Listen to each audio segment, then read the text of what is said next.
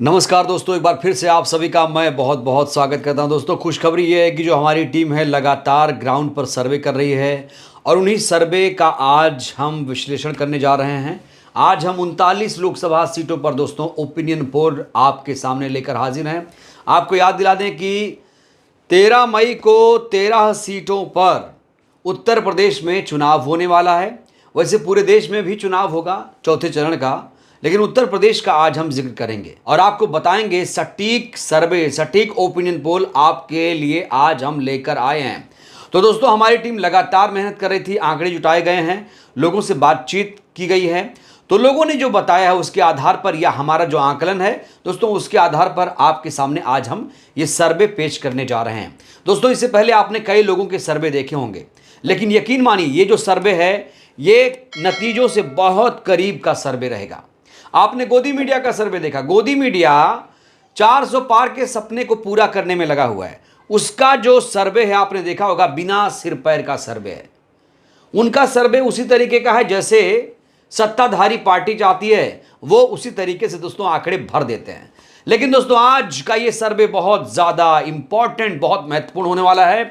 तो अगले कुछ मिनट आप ध्यान से इस वीडियो को देखिए और समझिए कि आपके लोकसभा क्षेत्र में कौन किस पर भारी है, कौन जीत रहा है और कहां पर कांटे की टक्कर है। तो चलिए दोस्तों, बिना देर के सबसे पहले हम बात करेंगे उत्तर प्रदेश की सहारनपुर लोकसभा सीट की। दोस्तों, यह सीट बहुत ज्यादा महत्वपूर्ण है। यहां पर दो मुस्लिम प्रत्याशी हैं। एक तरफ तो कांग्रेस ने मुस्लिम प्रत्याशी उतारा है, दूसरी तरफ बीएसपी ने भी यहां पर मुस्लिम प्रत्याशी उतारा है। ऐसे में बीजेपी कहीं ना कहीं थोड़ा सा उठती हुई नजर आ रही है। यहां सहारनपुर में अगर मैं बात करूं दोस्तों, तो सहारनपुर में बीजेपी और बसपा में कांटे की टक्कर है और इमरान मसूद तीसरे नंबर पर यहां पर जा सकते हैं। जी हां दोस्तों, अब दोस्तों हम बात करेंगे कैराना की। दोस्तों, कैराना सीट बेहद महत्वपूर्ण है। दोस्तों, समाजवादी पार्टी ने यहां से मुस्लिम चेहरा उतारा है, युवा चेहरा यहां पर इकरा हसन को मैदान में उतारा है। दोस्तों, बीएसपी ने यहां से श्रीपाल राणा को मैदान में उतारा है और मायावती जी ने यहां पर दिलचस्प दांव चला है। कहा जा रहा है कि यहां से ठाकुर बिरादरी को मायावती जी ने अपने पाले में ले लिया है। तो दोस्तों, कैराना में समाजवादी पार्टी यानी इंडिया गठबंधन और बीएसपी में कड़ी टक्कर देखी जा रही है। बीजेपी कैराना में इस बार दोस्तों तीसरे नंबर पर जा सकती है। कैराना बहुत ही महत्वपूर्ण सीट है। दोस्तों, अगली सीट की बात करेंगे। अगली सीट है पीलीभीत। पीलीभीत से मायावती जी ने मुस्लिम चेहरे को मैदान में उतारा है और इस तरह से मायावती जी ने समाजवादी पार्टी और बीजेपी का खेल खराब कर दिया है। इस बार बीजेपी ने यहां से वरुण गांधी का टिकट काटा। यह भी नाराजगी है लोगों में। लोग चाहते थे कि वरुण गांधी यहां से चुनाव लड़ते, लेकिन बीजेपी ने ऐसा नहीं किया। ऐसे में बीजेपी को यहां पर नुकसान हो सकता है इसका। पीलीभीत में बीएसपी और समाजवादी पार्टी के बीच टक्कर नजर आ रही है। दोस्तों, अब बात करेंगे हम रामपुर की। रामपुर में दोस्तों कांटे की टक्कर है इस बार। रामपुर में भी इस बार कांटे की टक्कर होने जा रही है क्योंकि यहां पर दो मुस्लिम उम्मीदवारों को मैदान में उतारा गया है। दोस्तों, रामपुर में समाजवादी पार्टी का खेल खराब हो चुका है। याद करिए, जब उम्मीदवारों का चयन किया जा रहा था तो कितनी दिक्कत आई थी वहां पर बहुत सारी दिक्कतें आई। जो अखिलेश यादव थे वो आजम खान से मिलकर आए, लेकिन आजम खान ने भी कहा कि जो प्रत्याशी आपने उतारा है वो हम उसका समर्थन नहीं करेंगे। तो दोस्तों, रामपुर में इस बार बीजेपी और बीएसपी के बीच कड़ी टक्कर है। दोस्तों, अब बात करेंगे हम मुजफ्फरनगर की।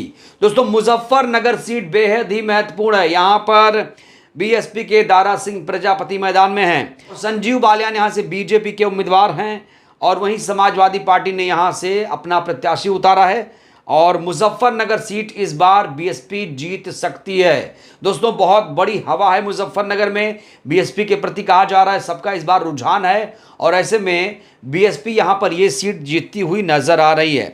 नगीना सीट की दोस्तों बात करें तो नगीना सीट बेहद ही महत्वपूर्ण है। दोस्तों, ये सीट बहुत ज़्यादा चर्चा में थी क्योंकि आज़ाद समाज पार्टी के चंद्रशेखर आज़ाद यहाँ से चुनाव लड़ रहे हैं और माना जा रहा है कि इस बार वो लोगों को कड़ी टक्कर दे रहे हैं। मुस्लिम जो खास तौर से वोटर है वो इनके साथ इस बार जुड़ा है।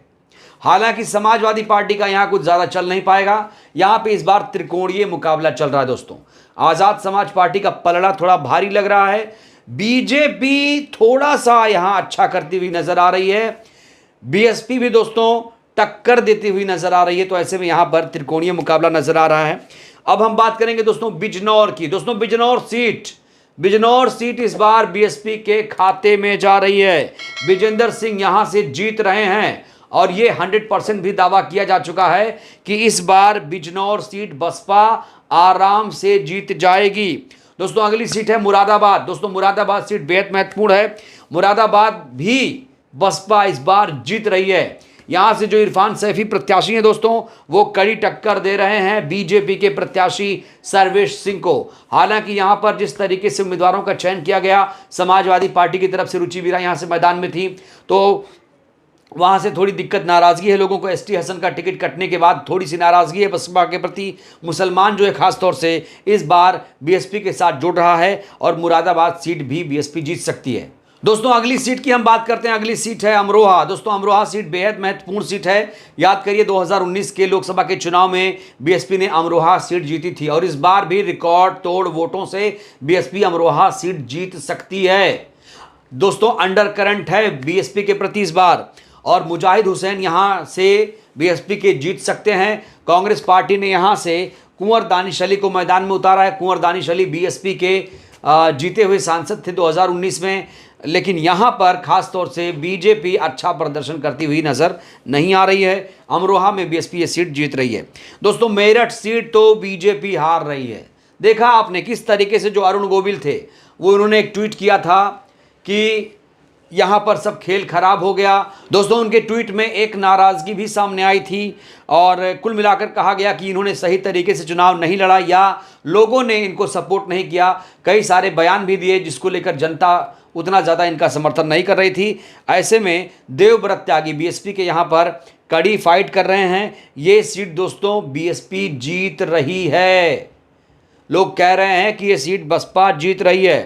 दोस्तों अब बात करते हैं बागपत की। बागपत सीट दोस्तों बेहद महत्वपूर्ण सीट है। यहां पर प्रवीण बंसल हैं बीएसपी के। बागपत में कड़ी टक्कर है दोस्तों, त्रिकोणीय मुकाबला होने की संभावना है। हालांकि पलड़ा थोड़ा सा आरएलडी का यहां पर भारी लग रहा है। दोस्तों अब बात करते हैं गाजियाबाद लोकसभा सीट की। बेहद महत्वपूर्ण सीट। यहां पर मायावती जी ने नंदकिशोर पुंडीर को मैदान में उतार कर मुकाबले को काफी दिलचस्प बना दिया। मायावती जी ने खुद गाजियाबाद में रैली की थी, आकाश आनंद ने रैली की थी और ऐसे में माहौल जो है इस बार बीएसपी के पक्ष में गाजियाबाद में नजर आ रहा है। दोस्तों गौतम बुद्ध नगर की बात करेंगे। अगली सीट है गौतम बुद्ध नगर। गौतम बुद्ध नगर में बीजेपी ये सीट हार सकती है, क्योंकि दोस्तों यहां पर इस बार बीएसपी अच्छा करती हुई नजर आ रही है।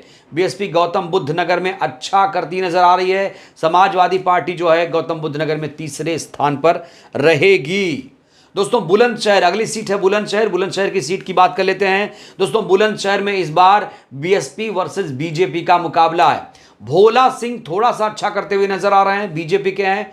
हालांकि कड़ी टक्कर दे रहे हैं गिरीश चंद्र जाटव साहब, जो पहले नगीना से सांसद थे बीएसपी के, वो थोड़ी टक्कर दे रहे हैं भोला सिंह को।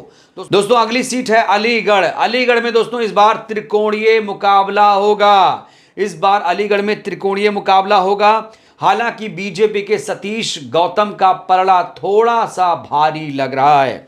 दोस्तों अगली सीट की बात करेंगे। अगली सीट है मथुरा लोकसभा सीट। दोस्तों बेहद महत्वपूर्ण सीट है और मथुरा में हेमा मालिनी लगातार जीत रही हैं, बीजेपी की हैं। इस बार कांग्रेस ने यहां से कोई खास चेहरा नहीं दिया। ऐसे में मुकाबला इस बार बीएसपी बनाम बीजेपी होने वाला है मथुरा में। दोस्तों अगली सीट की बात करेंगे। अगली लोकसभा सीट है संभल लोकसभा सीट। दोस्तों संभल में इस बार कांटे का मुकाबला होगा, कांटे की टक्कर होगी। त्रिकोणीय मुकाबला होने की संभावना है संभल में दोस्तों। हालांकि इस बार थोड़ा सा अच्छा कर रही है समाजवादी पार्टी संभल में, लेकिन मुकाबला होगा त्रिकोणीय। कहना मुश्किल है कौन जीतेगा।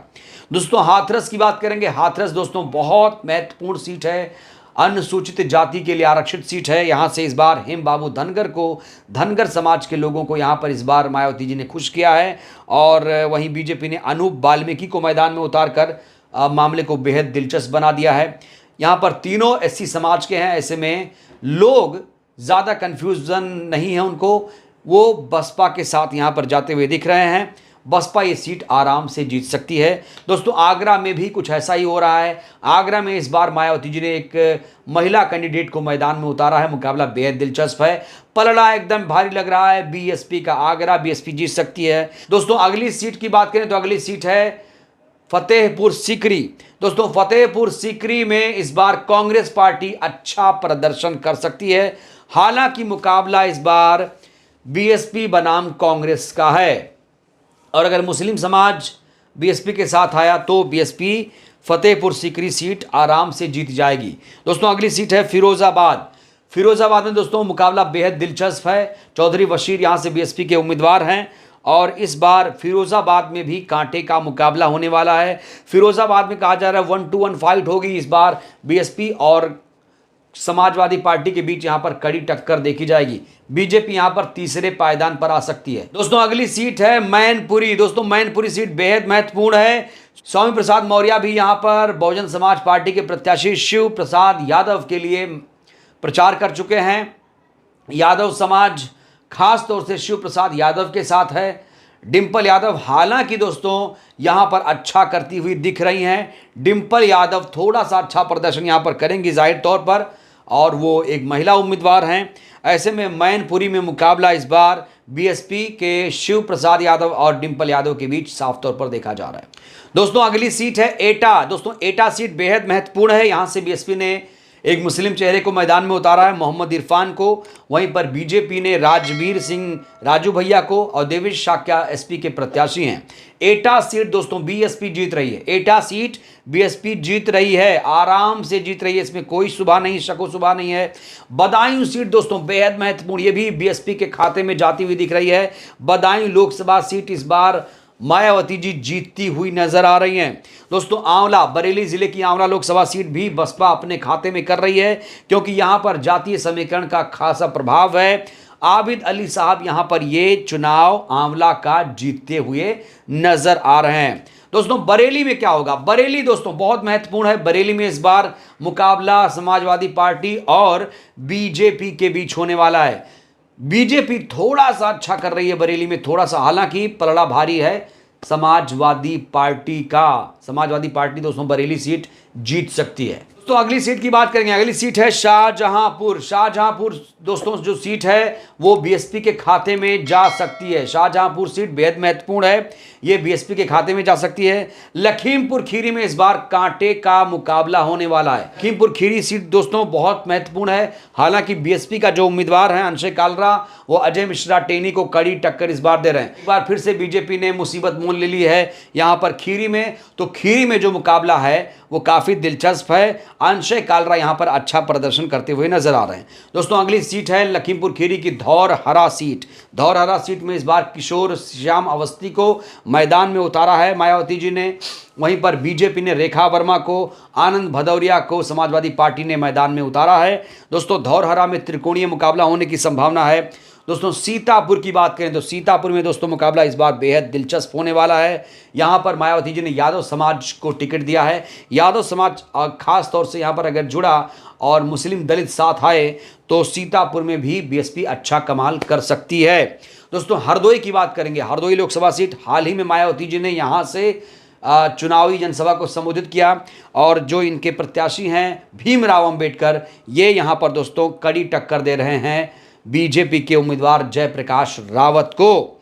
दोस्तों मिश्रिक सीट में बहुत कड़ी फाइट होने जा रही है। मिश्रिक सीट, सीतापुर जिले की मिश्रिक सीट में बहुत कड़ी फाइट हो रही है। यहां से बीएसपी ने बीआर अहिरवार को मैदान में उतारा है, अशोक कुमार रावत को बीजेपी ने उतारा है, तो वहीं मनोज राजवंशी को समाजवादी पार्टी ने मैदान में उतारा है। दोस्तों मिश्रिक में भी इस बार त्रिकोणीय मुकाबला होगा। बीजेपी यहां पर हालांकि तीसरे नंबर पर जा सकती है। उन्नाव बेहद महत्वपूर्ण सीट दोस्तों, यहां से अनु टंडन, साक्षी महाराज और अशोक कुमार पांडे मैदान में हैं। यहां पर मुकाबला काफ़ी तगड़ा है। कहा जा रहा है कि समाजवादी पार्टी और साक्षी महाराज के बीच टक्कर है। हालांकि अशोक कुमार पांडे जो बीएसपी के प्रत्याशी हैं वो भी अपने हिसाब से कोशिशें करते हुए नजर आ रहे हैं। दोस्तों अगली सीट है फर्रुखाबाद लोकसभा सीट। दोस्तों यहां से बीएसपी ने क्रांति पांडे को मैदान में उतारा है। वहीं पर बीजेपी ने मुकेश राजपूत को मैदान में उतारा है। समाजवादी पार्टी ने नवल किशोर शाक्या को मैदान में उतारा है। दोस्तों फर्रुखाबाद में इस बार बहुत कड़ी फाइट नजर आ रही है फर्रुखाबाद में। हालांकि पलड़ा थोड़ा सा भारी लग रहा है समाजवादी पार्टी का। दोस्तों इटावा की बात करेंगे। इटावा बेहद महत्वपूर्ण सीट, कहा जाता है कि ये समाजवादी पार्टी का गढ़ है और यहाँ से इस बार मायावती जी ने सारिका सिंह बघेल को मैदान में उतारकर मुकाबले को काफ़ी दिलचस्प किया है। और अगर सारिका जी के पक्ष में यहाँ पर लोगों ने मतदान किया, महिला के पक्ष में मतदान किया, तो ये सीट पक्की मानी जाती है बीएसपी के लिए। दोस्तों ये सीट थोड़ी पक्की लग रही है। दोस्तों अगली सीट है कानपुर लोकसभा सीट। कानपुर से बीएसपी के कुलदीप भदौरिया प्रत्याशी हैं। रमेश अवस्थी बीजेपी के, आलोक मिश्रा हैं कांग्रेस पार्टी के। तो कानपुर में इस बार दोस्तों रैली आपने देखी थी क्या? कानपुर की रैली, मायावती जी की रैली एक हुई कानपुर में, बहुत ज़बरदस्त भीड़ आई और इसकी चर्चा पूरे देश भर में हो रही है कि इतना ज़्यादा उत्साह दोस्तों किसी की रैली में आज तक दिखा नहीं। कानपुर सीट इस बार बीएसपी दोस्तों जीतती हुई नज़र आ रही है। अगली सीट की बात करेंगे, अकबरपुर सीट है। अकबरपुर सीट दोस्तों कहा जा रहा है बीएसपी आराम से ये सीट निकाल सकती है, इसमें कोई दो राय नहीं है। और यहाँ पर बहुत तगड़ी फाइट नहीं होगी और मुकाबला एक तरफा माना जा रहा है। दोस्तों अगली सीट है, आखिरी सीट है बहराइच। दोस्तों बहराइच जो एससी के लिए आरक्षित है, ब्रजेश कुमार सोनकर यहाँ से मैदान में है। बीजेपी ने अरविंद गौंड को मैदान में उतारा है। तो यहाँ पर तीनों जो उम्मीदवार हैं एससी समाज के हैं। और बहराइच सीट में कहा जा रहा है पलड़ा जो है वो बहुजन समाज पार्टी का भारी है। बिजनौर, मुरादाबाद, मुजफ्फरनगर, अमरोहा, मेरठ, गाजियाबाद, गौतम बुद्ध नगर, आगरा, एटा, आंवला, बदायूं, कानपुर, अकबरपुर, हरदोई, शाहजहांपुर, बहराइच, ये सीटें दोस्तों खास तौर से बीएसपी जीत सकती है। तो कुल 4 चरणों की 39 लोकसभा सीटों पर दोस्तों आज हमने बात की और यहां पर बीएसपी 15 से 20 सीटें इनमें जीत सकती है और पूरी संभावना बन रही है कि बीएसपी इस बार 2024 के लोकसभा के चुनाव में बेहतरीन प्रदर्शन करेगी। दोस्तों याद करिए बीजेपी 400 पार का नारा दे रही थी, लेकिन अब उसका नारा भी कहीं ना कहीं फीका पड़ गया है। अब वो 400 पार का नारा भूल गई है क्योंकि दोस्तों मुकाबला काफ़ी दिलचस्प हो गया है। यूपी में मायावती जी ने बीजेपी का जो खेल है दोस्तों वो बिगाड़ दिया है। तो दोस्तों ये है आज का हमारा ओपिनियन पोल और ये ओपिनियन पोल है, लोगों की बातचीत पर आधारित है। जो भी माहौल है वहाँ पर दोस्तों उस हिसाब से हमने आपको आज बताया है कि कहाँ पर बीएसपी भारी है, कहाँ पर कांग्रेस है, कहाँ पर बीजेपी है। ये हमने आपको ग्राउंड सर्वे के आधार पर ये चीज़ें मैंने आपको दोस्तों आज बताने की कोशिश की है। लेकिन हमें इंतज़ार करना पड़ेगा 4 जून का। दोस्तों 4 जून को देखिए दोस्तों यही नतीजे आपके सामने होंगे जो मैंने आज आपको बताया है। बहरहाल दोस्तों इस वीडियो में फिलहाल के लिए बस इतना ही। ये वीडियो आपको कैसी लगी, अच्छी लगी हो तो लाइक करिए, चैनल को सब्सक्राइब करिए। बहुत बहुत धन्यवाद, शुक्रिया। जय भारत, जय संविधान।